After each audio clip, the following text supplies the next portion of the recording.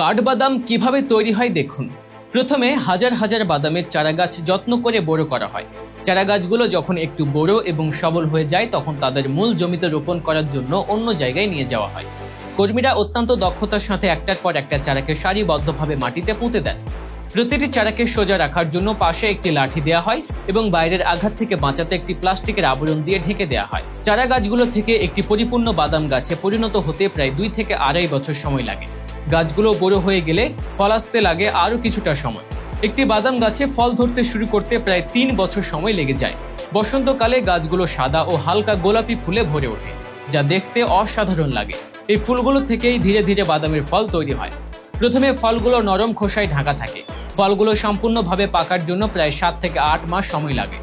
সময়ের সাথে সাথে ফলের উপরের খোসা শুকিয়ে শক্ত হয়ে যায় এবং ফেটে যেতে শুরু করে। এই ফাটা অংশ দিয়ে ভেতরের শক্ত খোলসযুক্ত কাঠ বাদামটি দেখা যায়।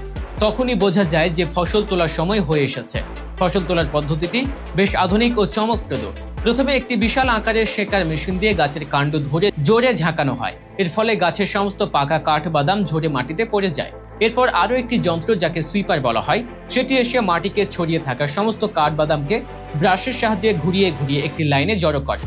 সবশেষে একটি কালেক্টর মেশিন এসে সেই লাইন থেকে সমস্ত কাঠবাদাম তুলে নিয়ে বড় ট্রলিতে জমা করে। বিশ্বের প্রায় 70% কাঠবাদাম এভাবেই মার্কিন যুক্তরাষ্ট্রে উৎপাদিত হয়।